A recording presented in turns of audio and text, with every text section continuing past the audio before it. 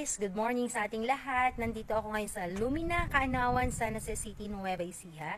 So, ating pupuntahan ang ating dress-up model ng Angeli Single Firewall. It's a 2-story na provision po siya ng 3 bedrooms sa taas. So, ngayon po ay naka-promo siya na pag tinurn over po yung ating unit, meron na po siyang tiles.